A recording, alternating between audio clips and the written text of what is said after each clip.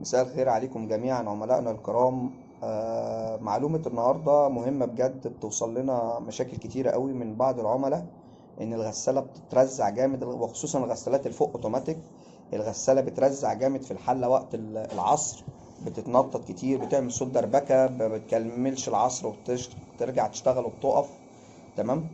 واحنا اتكلمنا قبل كده في الموضوع دوت وقلنا يا جماعة الغسالات الفوق اوتوماتيك والفول اوتوماتيك لما بتكون الحلة فيها غسيل مش خامة واحدة، يعني غسيل بيشرب المية وتقيل، وغسيل ما بيشربش المية خفيف. يعني ايه اللي ما بيشربش المية وخفيف؟ زي الستاير، زي الجاكيت الفايبر.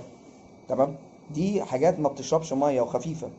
الحاجات اللي بتشرب ميه وتقيله زي مثلا الدفايات، زي حاجات الاقطان، زي الفوط، دي بتشرب ميه وبتبقى تقيله. ما ينفعش احط غسيل في الخامتين مع بعض، دي تعمل مشكله. ليه؟ لان الحله وهي بتلف بسرعه العصر، السرعه العاليه اللي هي 500 800 لفه في الدقيقه، يعني اقسم 800 في الدقيقه على 60 ثانيه، هتبقى كام لفه في الثانيه الواحده؟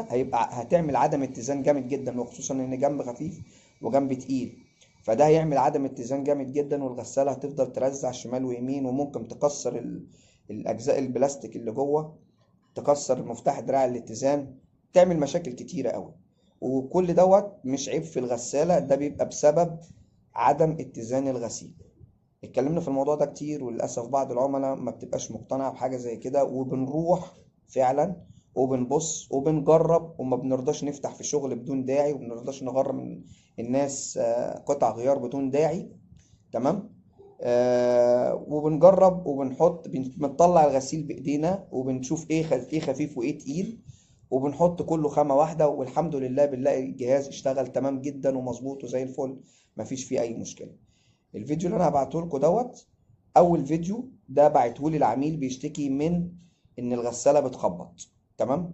رغم ان انا قلت له المعلومات دي في التليفون، بس هو ما كانش مقتنع قوي. فاحنا وصلنا له ان احنا ما تاخرناش عنه، ورحنا وبصينا فعلا. اول ما الفني راح بيطلع الغسيل، فعلا لقى اللي احنا بنتكلم فيه، لقى فيه ستاير خفيفة ودفايات تقيلة في ارضية الحل. طلع الستاير. تمام. وحط شغل، وحط غسيل تاني اقطان مع الدفايات اللي هي تقيلة. تمام. وشغل، وبعد ما شغل لقى الغسالة متزنة تماما. والفيديو اللي انا بعته لكم ده بالكامل 3 مقاطع صغيرين. اول فيديو اللي بعته لي العميل وهو عنده الشكوى ان الغسالة مش متزنة. تاني فيديو لما راح الفني وطلع الغسيل وشافه مش متزن. تالت فيديو اللي هو لما حط الغسيل كله خامة واحدة وشغل، ولقينا الغسالة الحمد لله مظبوطة. تمام. لو شايفين المعلومة مفيدة، تابعونا واشتركوا في القناة. مركز الراعي الصالح مهندس مجدي مكرم، 012 2 45 42 034. مهندس أبانوب مجدي، 012 2 155 19 77. شكرا.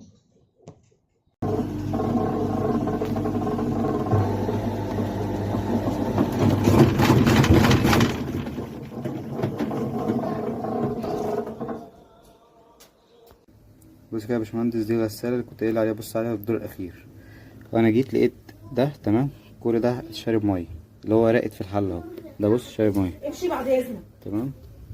كل دي ستاير، دي ستاير اللي هي ايه، ما بتشربش أصلا مهما عصرت. فدي مبدئيا كانت في الحلة مع دول. فبس بعرفك الدنيا بس ماشية ازاي. هو الغسيل بس مبدئيا ما كانش متزن، فأنا برضو هجرب، أنا مش هسيبها غير لما أجرب. بس بص كده، أنا طلعت الستاير وحطيت حاجات تقيلة مع الحاجات اللي جوه. بص العصر كده شغال ازاي، بص مفيش دربكة. يا باشمهندس، هو مش حل انك